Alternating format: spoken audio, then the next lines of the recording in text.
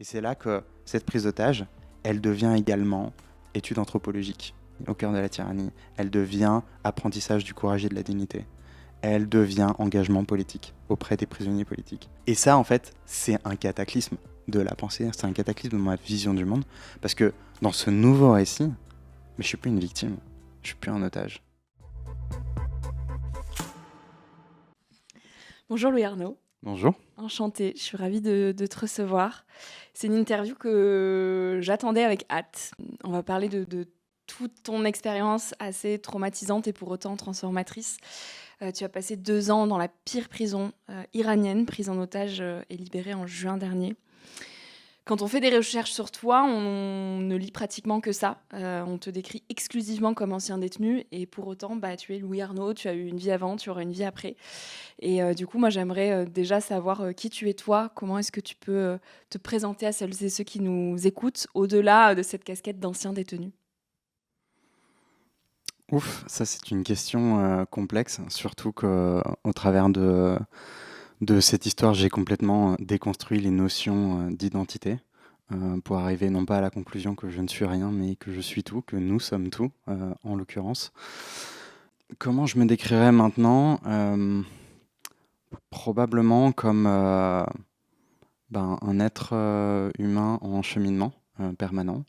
Parce que ce qui s'est passé au cours de cette détention, je le vois comme une explosion intellectuelle, une ouverture à d'autres dimensions à travers cette métamorphose. Et mon but dans la vie aujourd'hui, c'est de continuer à explorer tous les pans de cette réaction en chaîne qui ne prendra certainement jamais fin et qui est la plus puissante et la plus belle chose que j'ai pu vivre, mais aussi de la transmettre le plus largement possible à travers ce livre déjà. Qui s'appelle La Révolution intérieure que tu as publié aux Équateurs. Exactement. Et aussi à d'autres publics, que ce soit des victimes, de grand public, des indépendants, plein de groupes qui sont eux-mêmes prisonniers sans le savoir à plein d'égards.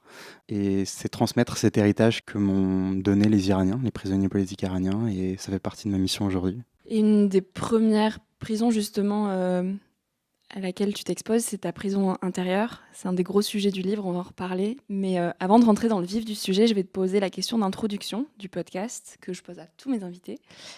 Qu'est-ce que la vie t'a appris jusqu'à aujourd'hui ? Elle est profonde cette question. La chose probablement la plus profonde dans le fourmillement d'enseignement, de cette épreuve et de toute la vie avant, mais surtout de cette épreuve, c'est qu'il n'y a pas de liberté qui soit absolue, si ce n'est celle qui ne dépend que de nous-mêmes. Mais surtout, les prisons, elles sont partout. Maintenant, aujourd'hui, je lis le monde en termes de prison. La seule différence, c'est que maintenant, elles ont toute une clé et que les prisons les plus fondamentales ne sont pas celles qui ont des murs autour de nous, mais c'est celles que l'on se crée nous-mêmes dans notre esprit, à travers notre conception héritée du monde, les valeurs avec lesquelles on s'est structuré, et qu'à partir du moment où on comprend ça, justement, on peut accéder à cette fameuse liberté, à cet absolu. Et c'est là que c'est un cheminement qui ne prendra jamais fin, parce que en fait, les pans de cette révolution intérieure sont infinis. Je pense que c'est ça la leçon la plus fondamentale. C'est atteindre cette liberté de pensée qui est la liberté la plus fondamentale. On va parler de comment est-ce que tu es arrivé finalement à cette liberté de pensée au fil de tous ces mois que tu as passés en prison. Avant de comprendre un petit peu qui tu es devenu, j'aimerais essayer de savoir qui tu étais avant. Est-ce que tu te souviens du petit garçon que tu étais quand tu étais petit ? Le petit Louis était assez timide, très introverti, relativement peu sociable et pas franchement aventurier. Ce qui a ensuite beaucoup évolué quand il y a eu un déclic, quand je suis parti. J'ai entamé mes études sans savoir trop où j'allais. D'ailleurs, on m'a dit ce serait bien que tu fasses médecine. Ouais, bof, non. Une école de commerce, oui, bon, pourquoi pas. Donc on est allé faire ça et puis on s'en sentait jamais vraiment à sa place. On se sentait toujours un peu en décalage avec l'idée de se dire mais il y a des questionnements beaucoup plus profonds que ça et j'ai l'impression un peu d'être le seul. Et donc il y avait un sentiment d'isolement. Tu te souviens de ces questionnements? Quels étaient-ils? Le questionnement qui m'a animé pendant longtemps, longtemps, longtemps, c'est le sens de l'existence, le sens de mon existence. Pourquoi je suis là? Pourquoi on est là? Et comment répondre à cette question? Et cette question, elle est devenue maladive quand, après mon école de commerce, je suis rentré dans le monde professionnel. Et alors que je pensais que en fait, ça allait être la clé pour moi, que enfin, ça y est, ça allait être le monde dans lequel j'allais m'épanouir. Et en fait, à ce moment-là, j'ai le sentiment d'avoir un corridor euh, immense avec au bout un cercueil. Et ça va être ça la vie. Et un sentiment d'emprisonnement bien plus intense que celui que j'ai pu connaître en prison. Et tu étais consultant à Paris à ce moment-là? J'étais consultant à Paris et donc j'avais tout, j'avais la stimulation intellectuelle qui est essentielle pour moi, mais je me disais, mais je suis en train de passer à côté de ma vie, je suis en train de jeter ma vie à la poubelle, et tout ça n'a aucun sens. Et jusqu'à même entrer dans une phase de dépression euh, dans les années qui ont précédé mon départ en voyage quand j'avais environ 30 ans. 35 ans? Ouais, C'est à 35 ans que tu as débuté ton tour du monde, c'est ouais, ça? exactement. Pourquoi avoir voulu engager finalement ce tour du monde?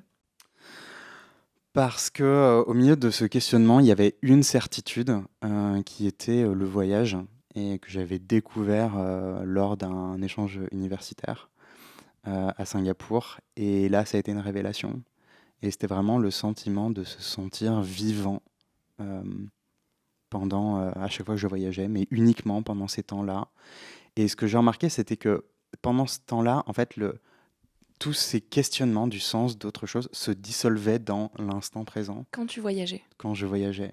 Et c'est devenu une drogue. Et c'était jamais assez. Il fallait toujours que j'aille le plus loin possible. Il faut que j'aille au point de la carte où il n'y a aucune route. Ça, c'est mon objectif. C'est ça qui me fait rêver.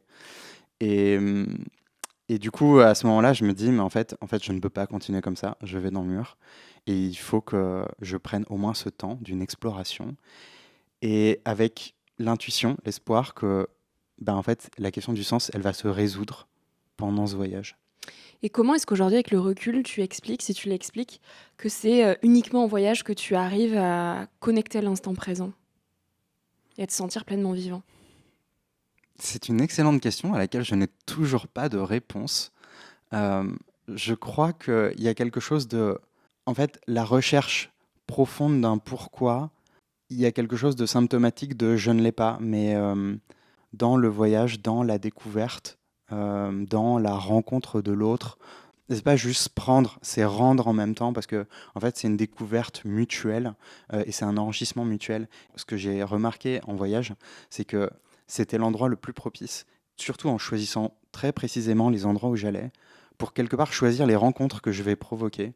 Parce qu'en fait, selon les endroits, plus tu vas dans des endroits reculés où personne ne va, et plus tu vas rencontrer des profils très atypiques, avec des visions très particulières de la vie, et que c'est justement, en fait, c'est ça, c'est se nourrir, en fait, encore une fois, c'est casser les schémas dans lesquels on s'est structuré et comprendre qu'il y a d'autres moyens euh, de vivre et d'envisager la vie.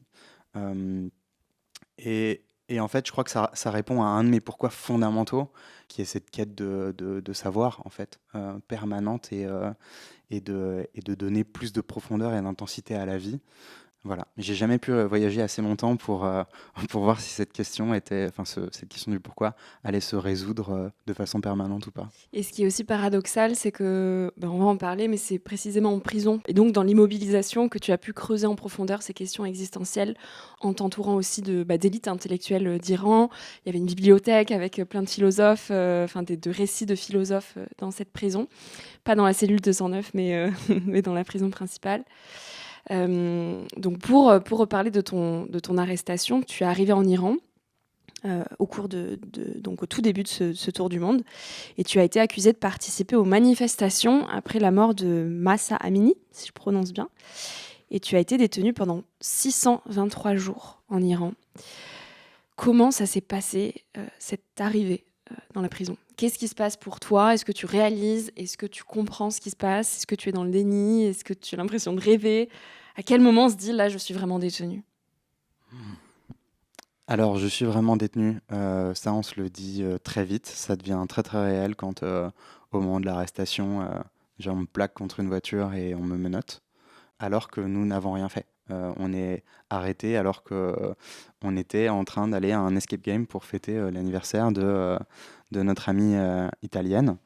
Et c'est la sidération. C'est le sentiment d'avoir été soustrait au réel et avec la conviction de c'est une erreur. Enfin, il y a bien un moment où quelqu'un va se rendre compte, on va être mis devant un interlocuteur rationnel qui va se rendre compte que tout ça est de la folie. Que vous êtes innocent. Absolument, parce que à ce moment-là, pour moi, en fait, je suis pas naïf. En fait, je sais très bien où j'ai mis les pieds en Iran. Je sais que c'est pas un pays comme les autres, qu'il y a un régime de terreur, de paranoïa, mais qu'on puisse arrêter arbitrairement des Européens et risquer, je croyais à ce moment-là, l'incident diplomatique, pour moi, était inenvisageable parce qu'on ne parlait pas à cette époque d'otages. Je crois que c'est fondamental de le rappeler. Ce mot n'existait pas. Et donc, ben oui, en fait, on est jeté en prison, on est tous séparés les uns des autres, euh, et sans possibilité de contacter ma famille, sans possibilité de contacter l'ambassade, mais avec l'espoir de, il y a un moment, en fait, il y a bien, que ce soit cet interrogateur, que ce soit un procureur, un juge, va bien un moment se dire, on ne peut pas garder ces gens sans preuve. Et évidemment, c'est une conception qui se dissout quand on est face à l'arbitraire de tous les autres. À partir de quel moment tu comprends que ça va durer plus longtemps que prévu, qu'espéré, et que tu es vraiment détenu et que ton innocence, elle n'est pas entendable en fait? Quelque part, à partir de quand l'espoir laisse la place à l'acceptation de cette situation? C'est deux questions très différentes. Euh, le moment où on réalise, et qui n'est pas un instant T en l'occurrence, euh, c'est au bout d'une semaine. Au bout d'une semaine dans cet enfer où chaque jour dure un an. Euh, Mon ami polonais est libéré et, euh, et je le vois passer devant la grille. Et là, tous les gens autour de moi me disent mais t'inquiète pas, toi aussi tu vas être libéré très vite. Dès demain, Inch'Allah, t'es parti. Euh, et à ce moment-là, j'y crois. Je crois encore à tout ça. Et le lendemain soir, quand il y a l'appel à la prière du soir, et pour moi, c'est le signal, c'est se rendre compte qu'en fait, non, pour moi, c'est beaucoup plus compliqué. Moi, je suis français et probablement on va me garder pour ça. Et il y a plein de prises de conscience, notamment quand je rencontre au bout de 2 mois un étudiant qui me dit qu'il a côtoyé Jacques Paris, le compagnon de Cécile Colère, d'autres otages français, et dont j'avais déjà entendu parler, mais pour moi, en fait, ils avaient fait quelque chose, en fait. Et c'est qu'à ce moment-là que je comprends, en fait, mais non, en fait, ils n'avaient rien fait non plus. Et quand je lui ai dit, mais ça fait combien de temps qu'ils sont là? Il m'a dit 5 mois. Mais 5 mois, dans cet endroit où on ne sait pas comment on va survivre jusqu'à la fin de la semaine, c'est, c'est un vertige inimaginable. Et pour qu'on s'imagine à peu près ce que tu aurais pu ressentir, si c'est pas trop difficile pour toi d'en parler, est-ce que tu peux nous décrire dans les grandes lignes un peu les conditions dans lesquelles tu es détenu, comment s'articulent tes journées? Ouais. Cet endroit, parce qu'au début, pendant les 6 premiers mois, je suis détenu dans le quartier de haute sécurité des services de renseignement iraniens, dans la section 209 que tous les Iraniens connaissent et craignent. C'est la pire prison, la pire section même de cette prison d'Evin en Iran, et une des pires prisons du monde. Et cet endroit, c'est un abattoir. Moi, je suis jeté, on est tellement nombreux à être arrêtés que je suis même pas mis dans une cellule au début, je suis mis dans un corridor qui fait 50 mètres de long sur 3 de large.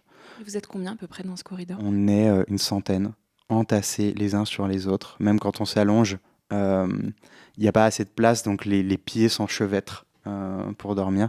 Et il n'y a rien dans ce corridor. Même pas de couverture? Justement, il n'y a que des couvertures, mais des couvertures militaires, rêches, puantes, qui sont là depuis, je pense, depuis la Révolution.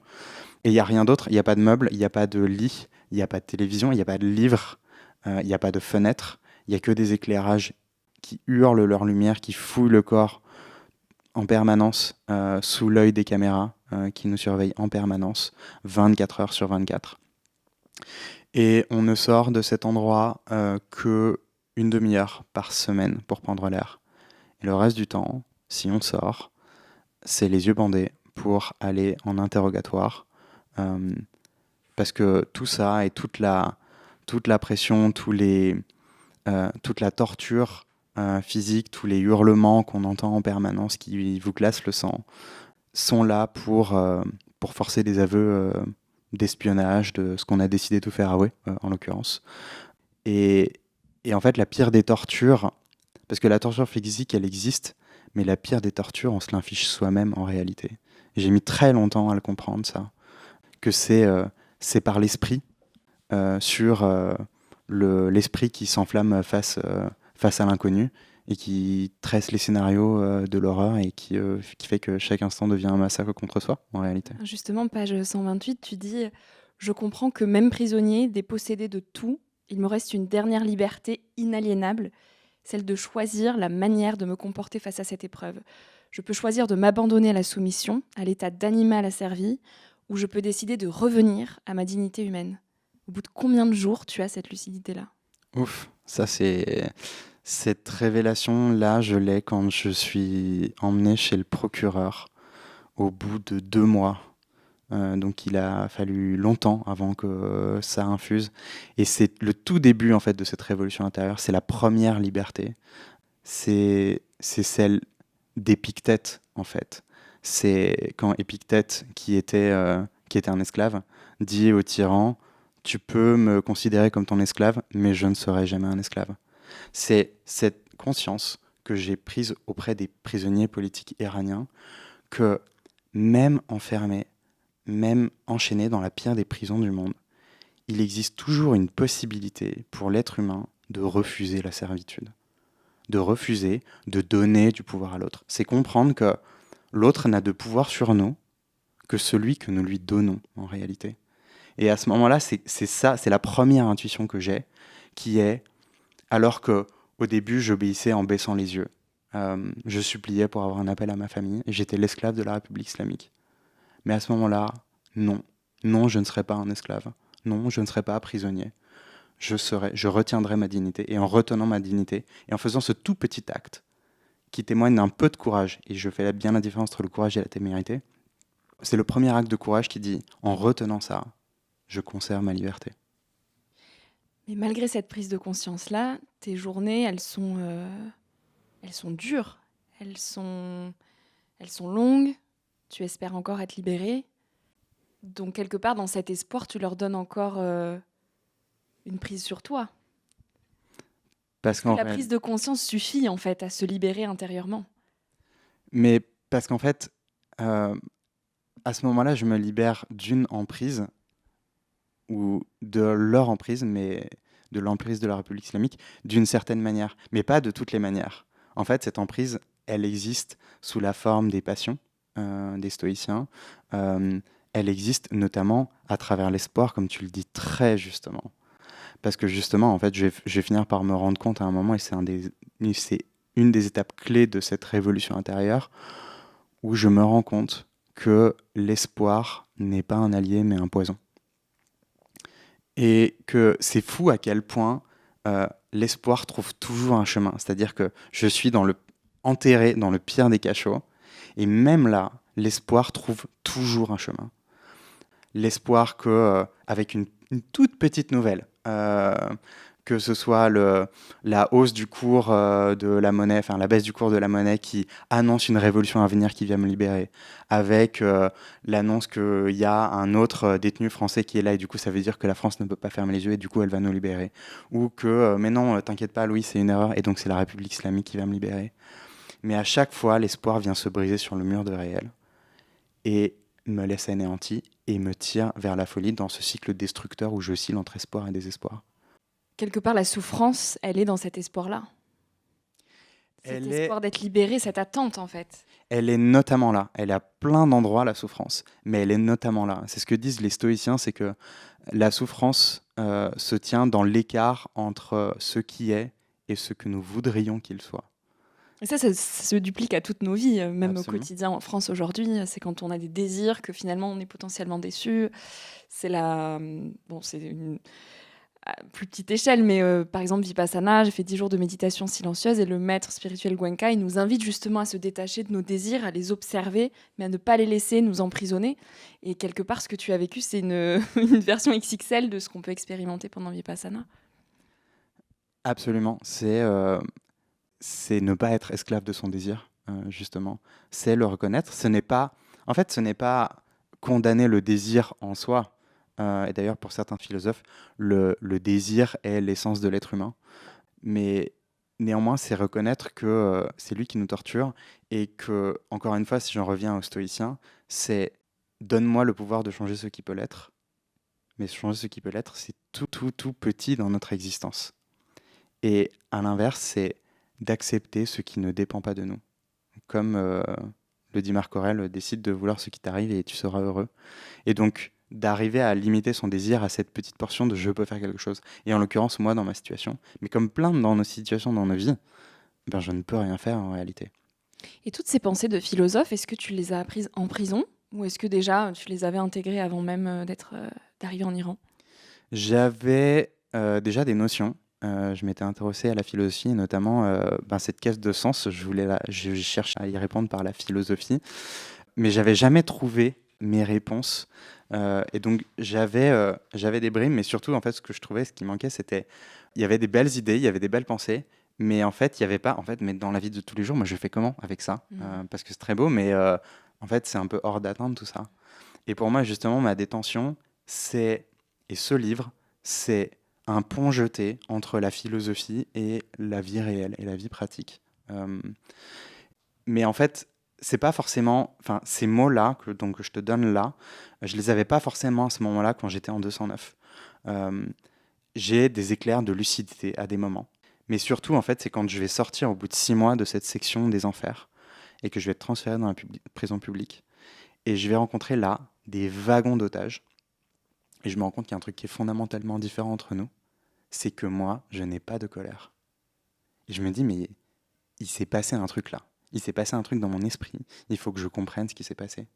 Et c'est là que je vais commencer à lire beaucoup de philosophie et que je vais commencer à confronter mes réflexions incessantes avec, tu le disais, cette élite intellectuelle que j'ai eu la chance extraordinaire de côtoyer. Donc à savoir que quand tu étais en 209, tu n'avais pas accès à tout ça. Il n'y avait Non, pas la rien, bibliothèque, aucun rien. livre, rien. Donc là, tu arrivais dans de moins pires conditions, on va dire. Ouais, exactement, exactement. Et là enfin, il y a accès à des livres dans cette bibliothèque. Enfin, tu le disais, unique au monde avec toute la littérature classique, tout Platon, Aristote, Virgile, Marx, Proust, enfin tout était là. Et donc c'est là que je vais commencer à pouvoir poser les mots de ce qui s'était passé, des intuitions que j'avais eues et de la transformation la métamorphose qui s'était opérée en moi pendant les 6 premiers mois. Et du coup, à quoi ressemblent tes journées là quand tu es déplacé dans cette autre section, que tu as accès à des livres? Est-ce que tu lis tout le temps? Est-ce que tu parles du coup beaucoup aux autres Iraniens? Ouais, là, mon quotidien, il change du tout au tout. Euh, à ce moment-là, j'ai accès à des livres, j'ai accès même à un atelier de menuiserie qui devient très important pour moi et qui devient un moyen de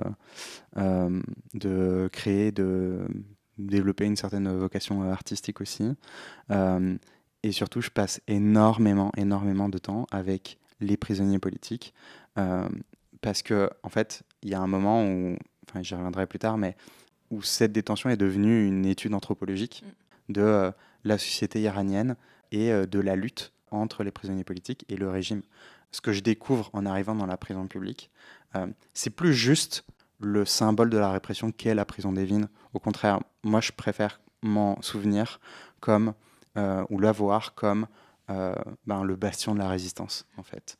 Et ce que tu dis même, c'est que en étant prisonnier dans la prison d'Evin, en fait, tu visitais l'Iran parce que tout l'Iran était au final concentré dans cette prison. Il y avait toutes les populations confondues, et donc tu as appris l'Iran et tu t'es senti devenir iranien en étant emprisonné en Iran. Oui, tu tiens des choses très profondes là dans ce que tu dis, mais oui, j'ai côtoyé toutes les classes de la population et c'est ça qui était fondamentalement aussi intéressant, même pour eux en fait. C'est qu'il y a un moment, notamment ce corridor, où il va y avoir l'arrivée des étudiants des meilleures universités de Téhéran qui vont, pour moi c'est une richesse extraordinaire, mais qui vont côtoyer aussi toutes les autres classes de la population. Et donc à ce moment-là, le corridor va devenir un think tank de la révolution qui va provoquer un bouillonnement d'idées sur comment engager une transition démocratique en Iran. Et je trouve assez extraordinaire et complètement paradoxal que ce soit la République islamique qui façonne la révolution qui doit la mettre à bas au sein de ses propres geôles, même si c'est énormément ça. Et la manière dont la lutte se structure, et surtout dans la prison publique, parce que ce que j'ai pu observer, c'est tous les groupes, que ce soit les royalistes, les syndicalistes, les républicains, enfin voilà, tous les groupes, et comment la lutte se structure, notamment auprès, enfin il y avait, pour citer un exemple, Narges Mohammadi qui a reçu le prix Nobel de la paix pendant qu'on était en prison. Voilà. Et donc c'est ça enfin, c'est cet environnement qui a permis cette richesse. Euh, et le sujet d'être iranien est encore un petit peu différent. On Ouais. peut rentrer dedans si tu veux. Oui, j'ai bien envie qu'on y rentre, ça m'intéresse. Ouais. À quel moment tu t'es senti devenir iranien, ou du moins C'était, appartenir à ce peuple? c'était au bout de 3 4 mois. J'étais plus dans le corridor. Le mouvement était terminé. Mais il y avait encore un manifestant qui était là et qui est jeté dans notre toute petite cellule à cette époque. Et j'avais jamais vu un détenu qui avait été aussi atrocement torturé. On aurait dit que son âme lui avait été arrachée sous la torture. Et il était très jeune, non? Il avait 30 ans. Mm. Euh, et sa petite fille venait de naître. Et il était promis à la mort, en plus de toute cette torture. Toutes ses dents étaient cassées. Bref. Et, et à ce moment-là, en fait, c'est un élément fondateur pour moi. Parce que jusque-là, j'avais noué énormément d'amitié, de complicité avec beaucoup de prisonniers politiques iraniens. Euh, mais malgré tout, je détournais le regard. Parce que j'avais peur. J'avais peur d'être assimilé à eux. Et pour moi, je ne voulais pas que ce soit mon combat. Et, et à ce moment-là, je me rends compte que, en fait, que je le veuille ou non, l'histoire m'a placé en témoin absolu. Et il sera de mon devoir de porter la voix de ce peuple. Mais pas juste de ce peuple, justement de mon peuple. Parce qu'à ce moment-là, dans cette extrême adversité, sous ce pilonnage de haine et de violence, en fait, il y a quelque chose d'un recul encore et encore en soi. Et en fait, c'est quand on arrive au bout, quand on est dos au mur et qu'on passe de l'autre côté et qu'il se passe quelque chose, en fait. Et pour moi, ce qui se passe, c'est qu'à ce moment-là, je deviens iranien. Je deviens l'un d'entre eux. Et tu te sens plus français? C'est très compliqué. Pour moi, quelque part, cette identité iranienne, elle a pas complètement supplanté cette identité française. C'est plus quelque chose comme avoir rejoint une humanité, en fait. Euh, C'est-à-dire que cette frontière, en fait, c'est une frontière entre les peuples qui tombe. Et malgré tout, en fait, il n'y a pas que ça. En fait, ce chemin vers une humanité, pour moi, c'est pas une finalité. Au contraire, c'est un commencement. Parce que si ce que je trouve, c'est ce socle d'humanité, de compassion absolue, en fait, il ne peut pas s'arrêter aux prisonniers politiques. En fait, il doit s'étendre à tout être humain, et il doit s'étendre à mes geôliers aussi.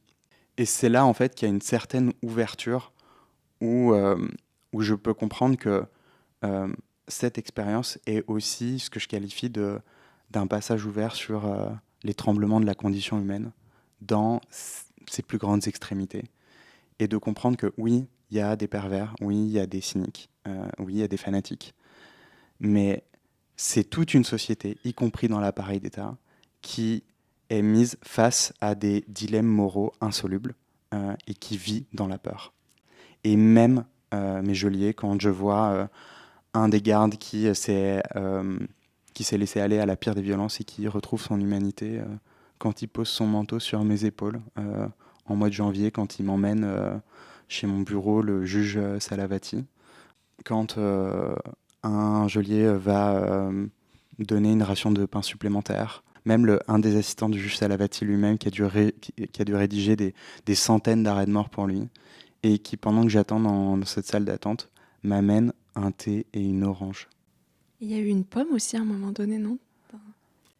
Il y a eu une pomme également et qui témoigne encore de cette nuance, de cette question de la nuance qui m'obsède. C'est je suis dans cette section 209 encore et justement je reviens de ma première entrevue chez le juge Salavati qui me promet à 5 ans d'emprisonnement. Et là, avec le sentiment que je ne sortirai jamais de cet enfer. Et en fait, il y avait un jeune Afghan qui était arrivé dans notre cellule quelques jours plus tôt. Et il était tellement jeune que j'étais allé le voir pour essayer de le consoler. Il n'avait pas besoin. Même pas majeur, non? Il avait 17 ans. Il avait l'air d'avoir 16 ans. Et malgré tout, il n'avait pas besoin d'être consolé. Il n'avait aucun problème à être là. Mais en fait, très vite, j'ai appris qu'il était un soldat de Daesh. Et là, moi, en fait, pris de terreur d'être observé en train de parler à ce garçon, je m'en suis détourné et je l'ai quitté. Mais en ce moment où je reviens de chez le juge et que le monde n'est plus que terre dévastée, bah, c'est lui qui revient me voir. C'est lui qui vient me consoler. Et c'est lui qui m'offre le plus beau cadeau qui soit cette pomme, alors que les fruits n'existent plus pour moi, les légumes n'existent plus depuis plus de 3 mois. Et c'est lui qui m'offre ça. Et ça me bouleverse à ce moment-là, parce que moi, je l'avais rejeté parce que c'était ce que j'associais à lui. Mais en fait, ce que je vois face à moi, c'est un être humain dans toute sa nudité, dans toute sa complexité, et qui me console, moi, qui devrais être son ennemi, l'occidental. Et c'est un soldat de Daesh qui m'a, ce jour-là, offert une profonde leçon d'humanité. Qu'est-ce que tu retiens de cette humanité? C'est la plus belle prise de conscience que j'ai connue. C'est ce peuple dont l'hospitalité n'a jamais failli, en m'accueillant comme l'un d'entre eux. Parce qu'à partir du moment où je deviens l'un d'entre eux, justement, bah, je suis plus l'otage, je suis plus seul. C'est ce sentiment de famille à ce moment-là, d'être chez moi, qui me sauve. Ce sont eux, ce sont mes frères qui m'ont sauvé des ténèbres.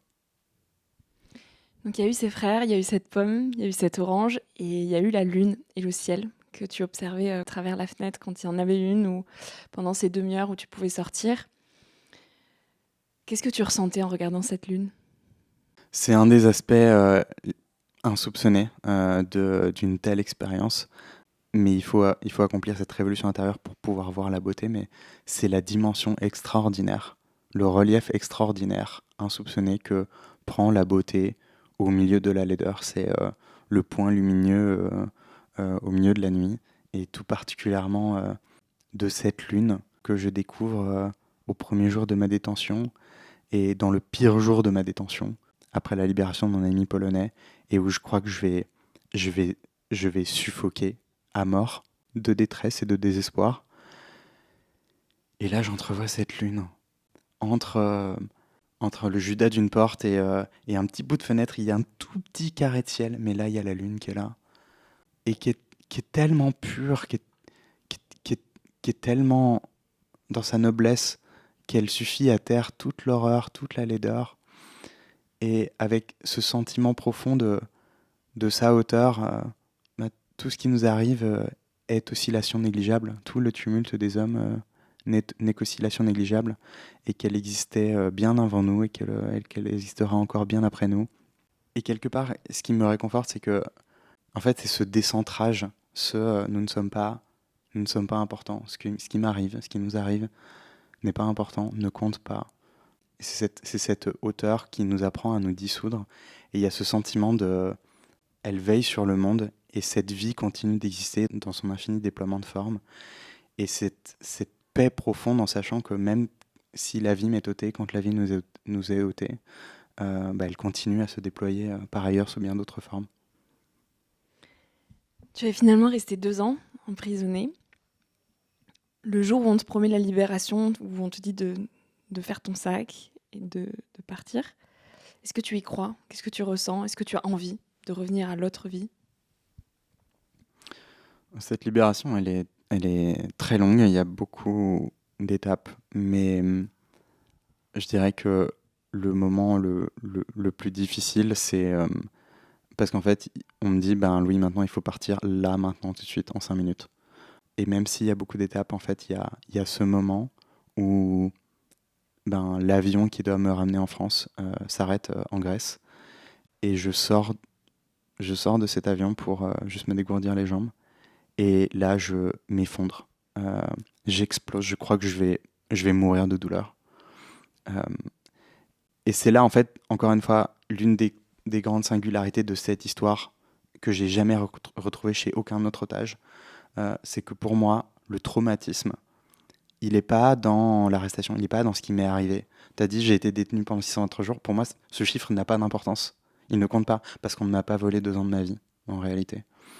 Mais le traumatisme, c'est ma libération.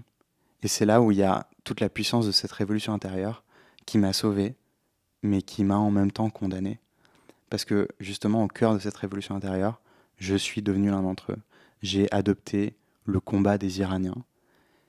Et pour moi, à ce moment-là, même s'il y a une gratitude immense envers la France, envers l'ambassadeur, envers tous ceux qui se sont battus pour que je revienne envers ma famille. Mais pour moi, à ce moment-là, mais c'est une trahison. C'est, je suis en train d'abandonner, je suis en train de laisser mes frères crever la gueule ouverte en prison.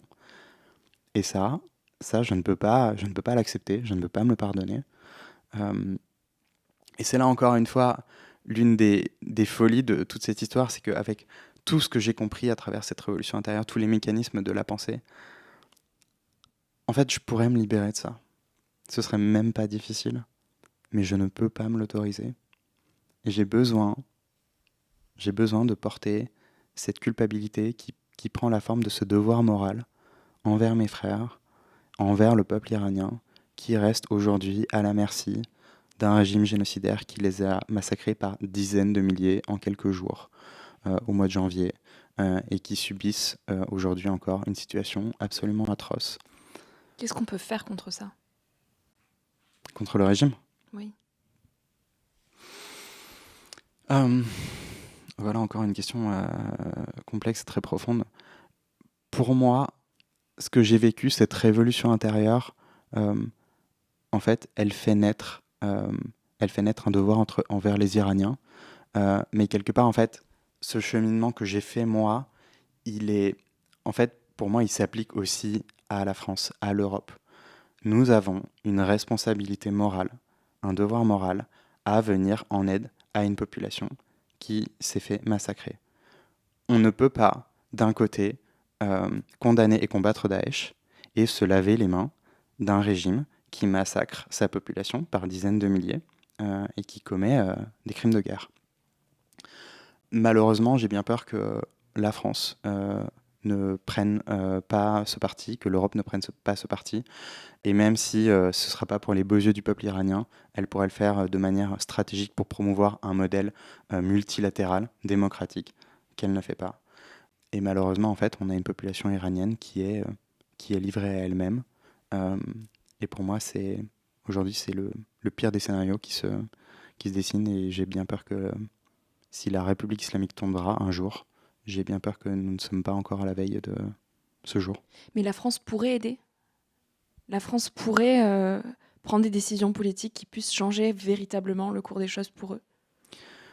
Je pense que la France et l'Europe pourraient tout à fait aider en mettant la pression pour, ne serait-ce que sur des questions humanitaires, sur des questions d'accès à Internet, et je pense sur des questions beaucoup plus fondamentales aussi, d'aider une opposition à se structurer, parce que ce que j'ai vu malheureusement, c'est une grande division de l'opposition, c'est aider l'opposition à se structurer. Ce serait un des moyens. Et après, on pourrait rentrer dans bien d'autres choses. Ce serait couper les moyens financiers et les détournements des sanctions des gardiens de la Révolution sur les ventes de pétrole, etc., etc. Donc, il y aurait beaucoup de choses qui pourraient être faites. Malheureusement, s'il n'y a pas de volonté politique, on n'ira nulle part. Comment est-ce que tu vas, toi, depuis... Ça va faire 1 an que tu rentres en France, c'était en juin dernier? Ça va faire 2 ans. 2 ans? Ah oui, OK. Comment est-ce que tu te sens très honnêtement? C'est une question qui est toujours... c'est la question la plus difficile. Il y a quelque part toujours beaucoup de douleur et de souffrance avec quelque part ce sentiment d'exil qui est toujours là et d'être loin de l'Iran, d'être loin de ceux que j'aime. Même si je suis content d'avoir retrouvé ma famille, évidemment, mais il y a les deux, en fait. Et je ne peux pas vivre ma vie de manière apaisée tant que les Iraniens vivent sous le joug de ce régime. Mais, mais quelque part aussi, de la même manière que par cette révolution intérieure, je suis parvenu à accepter et à transformer le fil de cette détention et à accepter fondamentalement ma souffrance. C'est mon rapport à la souffrance qui a profondément changé pour comprendre que la souffrance n'est jamais une finalité, qu'elle est toujours un vecteur, un catalyseur d'une évolution, de notre élévation spirituelle. Et donc cette souffrance, quelque part, je la chéris, et c'est celle qui me permet, encore une fois, de porter la parole des Iraniens devant toi, de porter cette révolution intérieure et de continuer à transmettre cette quête de sens pour transmettre les fondements de ce cheminement, encore une fois, auprès de victimes, auprès d'indépendants, de grand public, des gens qui sont perdus dans des questions de confiance en soi, de manque de légitimité, qui vivent dans la peur du regard des autres et bien souvent qui ont tant de choses à apporter au monde, mais qui se freinent, qui n'arrivent pas à se déployer et qui vivent constamment en portant un masque et en se sentant désalignés. Et pour moi, ça a beaucoup de sens parce que c'est des libérations qui sont très belles, qui sont très profondes, et ça permet justement de pérenniser cette question du sens que quelque part je perdais avec ma libération. Et tu as parlé de quelque chose de très fort, d'élévation spirituelle. À quel moment tu as commencé à mettre le mot spiritualité derrière tout ça? La spiritualité, elle est à plein d'endroits, mais elle est même dans la philosophie, quelque part, dans accepter ce qui ne dépend pas de nous.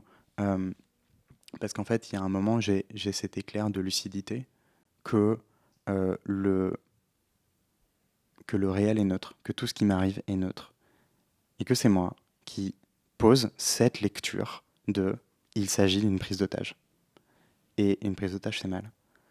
Mais en fait, c'est la prise de conscience que en fait, ça, ce n'est qu'une lecture du réel. Ce n'est qu'une façon, ce n'est qu'un récit, et qui n'a rien d'anodin, parce que à ce moment-là, je suis euh, en fait, il y a des valeurs qui sont associées derrière à ça et qui disent là, je suis en train de subir, dans cette version de l'histoire, je suis en train de subir et on est en train de me faire du mal. Et c'est de ça que je souffre. Et c'est là que la philosophie, que la spiritualité va pouvoir me sauver parce que à partir du moment où je comprends ça et que je comprends qu'il y a d'autres manières de lire le réel, de la même manière que l'Odyssée d'Ulysse, on pourrait se dire ben c'est une calamité, ok, mais c'est aussi une épopée, c'est aussi un voyage, c'est aussi une quête initiatique, et c'est tout ça en même temps en fait. Et donc, c'est là que je vais comprendre que la pire des prisons, elle est dans mon esprit, et que en fait, je vais devoir commencer à faire sauter, à dynamiter toutes mes croyances sur moi-même, sur ma perception du monde, sur le réel, pour façonner un nouveau récit qui ne sera pas moins vrai et qui, lui, me redonne mon pouvoir. Quelle fausse croyance tu avais justement sur toi-même et sur le monde? Sur moi-même, bah en fait, je suis un petit voyageur qui ne peut pas résister à une telle violence. Et sur le monde, ben, à cette lecture unique de il s'agit d'une prise d'otage. Et surtout, une prise d'otage, c'est mal. Mais, mais en fait, ça vient d'où une prise d'otage, c'est mal? Parce que personne n'a vécu une prise d'otage et on est tous convaincus que c'est mal. Donc ça veut bien dire que c'est une conception héritée d'une culture, d'un environnement, d'un milieu, d'une société et que ça n'a rien d'un absolu. Et je ne dis pas que ça n'est pas mal, et on m'a fait énormément de mal, et on m'a fait énormément souffrir, mais tant que je suis enfermé dans cette vision du monde, je ne peux pas voir les autres formes que peuvent prendre le réel, que peuvent prendre cette prise d'otage, et je ne peux pas voir tout ce que ça m'apporte. Et c'est là que je vais commencer à déconstruire les choses pour construire une nouvelle version du monde. Et c'est là que cette prise d'otage, elle devient également étude anthropologique.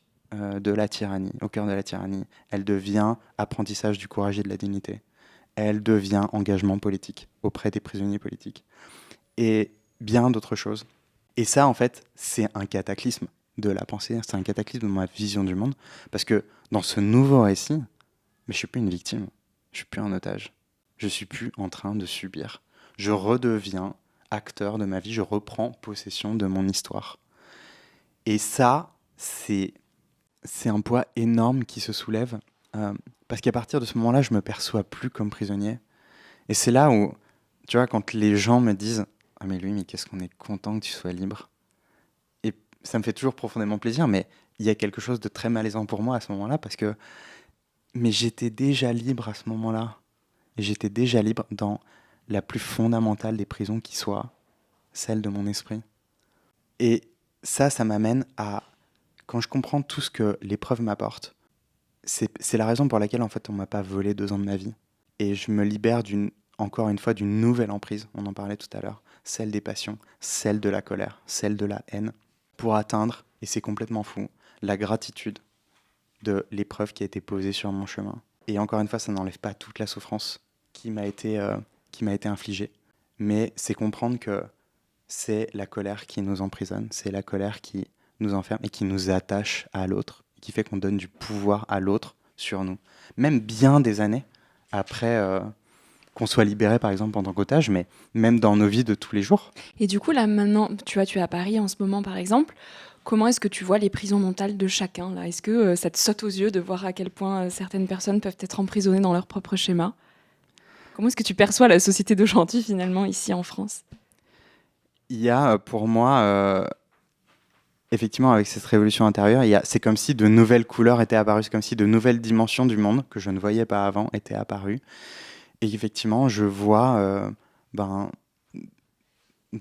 tous les schémas dans lesquels on peut être, mais sur lesquels je ne veux pas donner de leçons, parce qu'en fait, il y en a tellement que moi aussi, je suis dans des schémas, en fait. C'est juste que je choisis de me libérer de certains, des plus importants, et il y a certains dans lesquels je souhaite consciemment me maintenir. Parce qu'en fait, ce qui est fondamental en fait, dans cet apprentissage, c'est que pour mener cette révolution intérieure, j'ai dû mener quelque chose d'extrêmement violent, qui est de penser contre soi, contre les valeurs avec lesquelles on se structurait. J'ai dû dépasser la conception de « c'est une prise d'otage et on est en train de me faire du mal ». Ça, c'est très, très difficile. C'est la partie la plus difficile du travail. C'est accepter de remettre ça en question. Et je le vois en fait avec les gens que j'accompagne. Il y a toujours... c'est un travail qui est accessible à tous, mais c'est la question d'une autorisation. C'est s'autoriser à penser que quand quelqu'un nous a fait du mal, quand quelqu'un nous a battus, quand quelqu'un nous a violentés quand on était enfant, quand on subit le deuil, quand on subit un licenciement, c'est extrêmement contre-intuitif et violent de se dire « Ok, qu'est-ce que ça m'apporte ?» Mais à la fin, en fait, ce qui est arrivé est arrivé. Et en fait, il y a 2 postures possibles. Il y a soit subir et être une victime. Et pour moi, s'il y a une chance, une toute petite chance, de voir cette prise d'otage, non pas comme la plus terrible, mais comme la plus belle chose qui me soit arrivée, et d'arrêter d'être une victime, et de reprendre mon pouvoir, alors je veux la prendre. C'est ça fondamentalement le message. C'est on n'est pas obligé d'être une victime. Et il faut casser toutes nos notions de morale, de bien et de mal. Et ça ne veut pas dire que le bien et le mal n'existent pas, mais qu'elles sont fondées sur des illusions, sur des choses qui sont mouvantes. Et qu'en se libérant de ça, on peut libérer soi-même, son potentiel, et s'alléger l'esprit. Et en ça, est-ce que tu te sens vraiment libre aujourd'hui? Est-ce que tu es parti pour chercher la liberté en faisant ce tour du monde initialement? Qu'est-ce que la prison t'a appris sur la liberté? Est-ce que finalement tu l'as? J'ai appris que la liberté dans le monde physique, elle est jamais absolue. Et même dans l'esprit, on est toujours soumis à nos passions. Mais là, on est en train de se parler et on pourrait se dire qu'on est libre. Mais en fait, il faut toujours qu'on gagne notre vie. Et puis, il faut que tu es obligé de dormir un certain nombre d'heures par nuit aussi. Donc, tu n'es pas libre de rester debout tout le temps. Donc, il y a tout un tas de contraintes dans la vie qui fait que on se dit libre dans une société libre. Et elle l'est à plein d'égards. Et j'ai clairement une préférence pour que le monde et que les Iraniens aussi connaissent un jour cette liberté. Mais cette liberté, elle n'est pas absolue. Et c'est juste que, en fait, quand j'étais en prison, en fait, on avait cette lecture de là, par contre, c'est une antithèse de la liberté. Et donc, tant que je suis coincé dans ce schéma-là, eh ben, je ne peux pas comprendre en quoi je suis libre.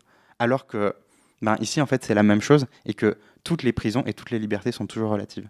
En revanche, cette liberté de l'esprit, cette déconstruction, où c'est, quelque part, c'est s'approcher toujours au plus près de la vérité. C'est de ne pas subir, de sortir des prisons mentales que sont les schémas, les valeurs avec lesquelles on s'est structuré dans notre enfance, mais parce que c'est issu d'une culture, du milieu dont on vient. Et c'est de toujours tout remettre en question. De toujours se dire, mais ça, c'est basé sur quoi? Ça vient d'où? Et est-ce que tu peux m'expliquer? Est-ce qu'il y a une loi de l'univers qui peut m'expliquer pourquoi ça c'est bien et pourquoi ça c'est mal? Et quand on arrive à déconstruire ça et qu'on arrive au plus près de la justesse, c'est là où cette liberté, c'est une quête permanente, mais la plus importante qui soit pour moi. Comment est-ce qu'aujourd'hui tu perçois la vie? Elle est tellement dure cette question. Comment je perçois la vie? Aujourd'hui, encore une fois, je perçois la vie comme un cheminement qui ne s'arrêtera jamais, encore une fois, de cette réaction en chaîne suite à l'explosion nucléaire qu'est cette révolution intérieure. Et ce cheminement, cet apprentissage qui ne doit jamais prendre fin et qui sera toujours au cœur de tout. Mais ce qui a changé, c'est que l'existence a un sens. Maintenant, il a un sens. Et c'est la contribution à plus grand que soi, à travers porter la voix des Iraniens, à travers ce livre notamment, mais aussi, encore une fois, transmettre cet héritage qu'ils m'ont transmis, de ces gens qui m'ont sauvé. Et c'est cette notion, encore une fois, de prisons qui sont partout, mais qui possèdent toutes des clés, et que fondamentalement, c'est choisir ses propres prisons en étant lucide, en étant libre de prendre certaines libertés, de choisir certaines prisons, et d'avancer dans le plus de lucidité possible. Cette réponse n'a vraiment aucun sens. J'ai vraiment dit n'importe quoi.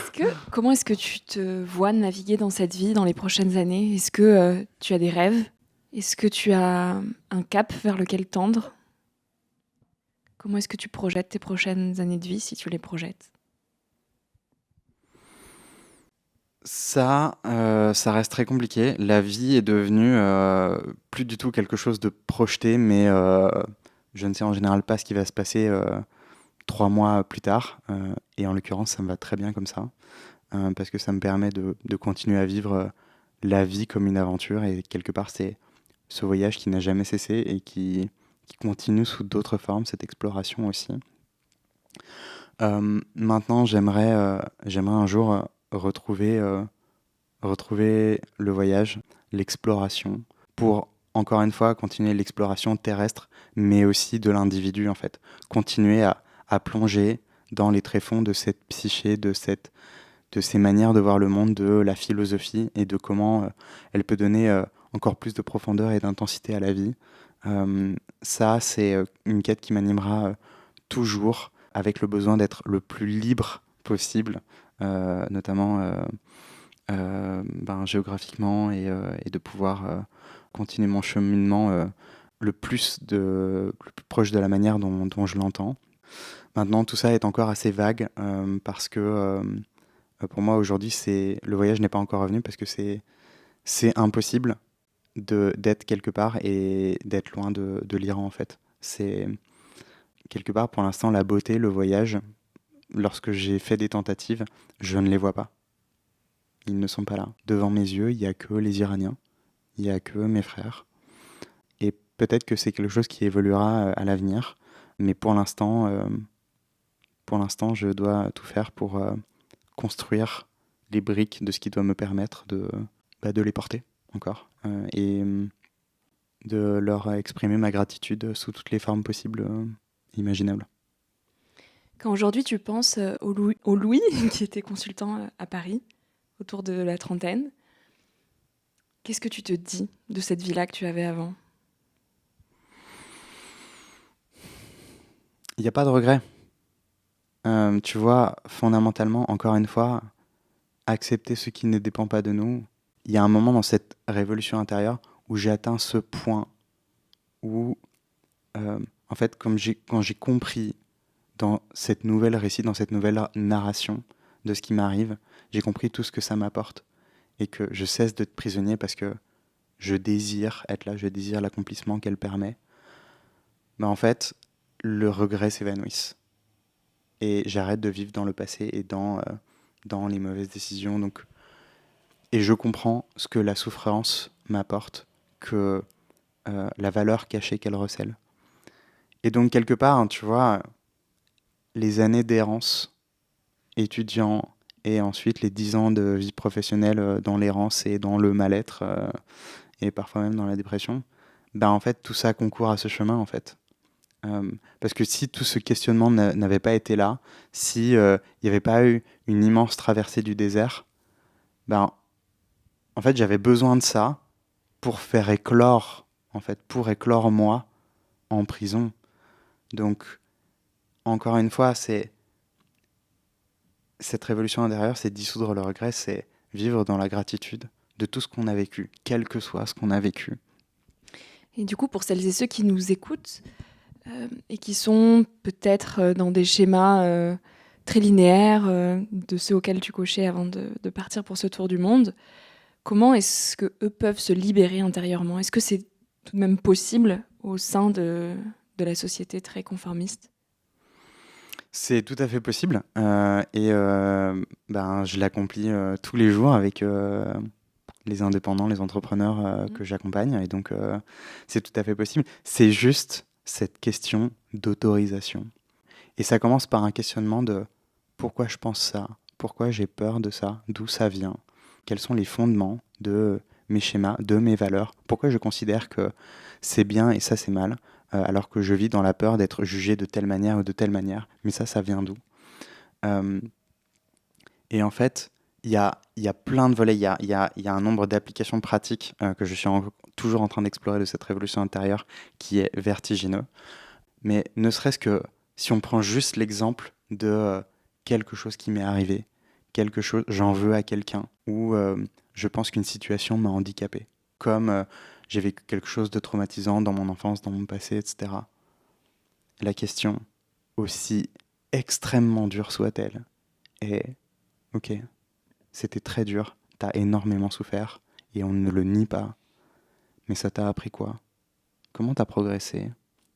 Qu'est-ce que ça t'a permis de développer? Quelle rencontre ça a permis? Et de continuer à ça jusqu'à ce qu'il y ait un moment, il y ait ce déclic où, où tu ne peux plus dire ce qui m'est arrivé est mal, où en fait il y a un équilibre entre le bien et le mal, et qui fait que tu ne peux plus dire bien ou mal, tu ne peux plus que suspendre ton jugement, et là la colère s'efface, et là le ressentiment s'efface, et tu atteins la gratitude et parfois même des larmes de gratitude pour ce qui t'est arrivé. Et ça, ces libérations à chaque fois moi, me bouleversent à chaque fois. Aujourd'hui, tu continues ta quête spirituelle, intérieure et philosophique.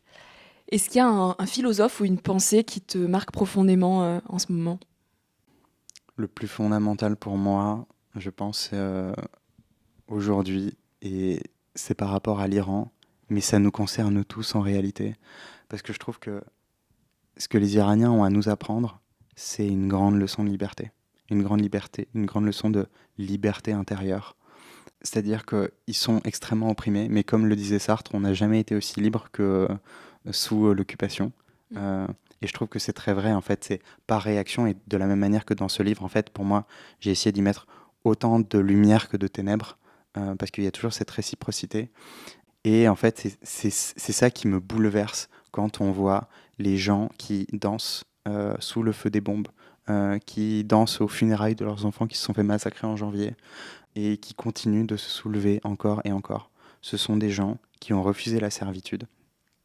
Et comme me le disait l'un de mes amis qui a été exécuté l'année dernière, il me disait, mais tu sais, Louis, la République islamique, elle peut détruire nos maisons, elle peut nous arrêter, elle peut nous menacer, elle peut nous torturer, elle peut nous assassiner même, mais elle ne pourra jamais nous asservir. Et c'est ça, fondamentalement, ce qu'ils ont compris, c'est la leçon de la Boétie. C'est « Soyez résolus à ne plus servir, et vous serez libres ». Et c'est cesser de donner du pouvoir à l'autre, et c'est ça, je trouve, quelque chose qui peut nous inspirer tous aujourd'hui, parce qu'on est tous dans des rapports de bourreaux et de victimes. Mais c'est dire non, je refuse d'être une victime, je ne te donnerai pas du pouvoir. Louis, qu'est-ce que le mot émerveillement t'inspire aujourd'hui ? L'émerveillement, il a beaucoup changé. Avant, je le trouvais dans l'exploration géographique terrestre. Je le trouvais dans la rencontre. Et ça existe toujours. Malgré tout, cet émerveillement, il est dans la découverte de la profondeur infinie de la pensée. Encore une fois, c'est cette révolution intérieure, je ne finirai jamais de l'explorer. Et il y a tous les jours, je découvre un nouveau lien que je n'avais pas encore fait. Il y a un nouveau questionnement qui se soulève. Et je trouve que cette profondeur vertigineuse c'est l'intensité de la vie, en fait. Et c'est peut-être la plus belle des merveilles qui soit, c'est de donner d'autres dimensions que juste la dimension du réel. Et moi, ça me bouleverse. On va arriver à la question signature du podcast. Quel message tu aimerais partager aujourd'hui à celles et ceux qui nous écoutent ? Le message que j'aimerais partager, et qui est fondamentalement ce que j'ai appris auprès des prisonniers politiques iraniens, c'est que la liberté ne se donne pas, elle se prend. C'est une conquête, c'est une insoumission. Mais encore une fois, qu'on n'est pas obligé d'être une victime dans la vie. Qu'en transformant, qu'en déconstruisant nos schémas, qu'en cessant de vivre dans nos illusions de bien et de mal, de récits du réel, on peut être libre. Et que rien n'est une finalité, que la torture de l'esprit n'est jamais une finalité, et que en acceptant d'accéder à cet état, on peut atteindre, pour moi, la plus belle chose qui soit. C'est, encore une fois, c'est cette liberté de l'esprit, c'est cette quête de soi, et d'être dans l'indépendance du regard des autres. Aujourd'hui, il y a plein de gens qui disent que j'ai un syndrome de Stockholm. On s'en fiche. et de s'autoriser à être, en fait. Simplement de s'autoriser à être, sans avoir peur du regard des autres, et sans vivre dans le ressentiment de ce qu'on a vécu, de ce qui nous a été fait. Et j'espère que ce message sera entendu. En tout cas, merci Louis pour, j'imagine, le courage que ça nécessite de parler de tout ça. Merci de généreusement témoigner de ton expérience, parce que c'est précieux. Et bravo d'avoir réussi à tirer autant d'enseignements et de beau dans une telle misère. Franchement, c'est remarquable. Donc merci sincèrement. Merci à toi. Merci à toi pour ton écoute jusqu'ici. Si ce moment t'a plu et que tu penses que cet épisode pourrait faire du bien à d'autres personnes, tu peux le partager à qui en aurait besoin. Laisser quelques étoiles et un commentaire, ou en faire une story sur Instagram en identifiant Nouvel Oeil. On peut aussi se retrouver sur Substack. J'y écris une newsletter, 1, 2, 3 soleil. J'y dépose des mots sur ce qui fait nos vies pour tenter de partager autant d'amour que de bribes d'inspiration. On est déjà toute une jolie communauté de soleil, et tu pourras aussi t'inscrire au club lecture que j'anime tous les mois. Je te mets tous les liens dans la barre d'infos. Voilà, merci pour tout, et en attendant le prochain épisode, je te souhaite de savourer la vie comme il se doit, mais surtout de faire des choses folles.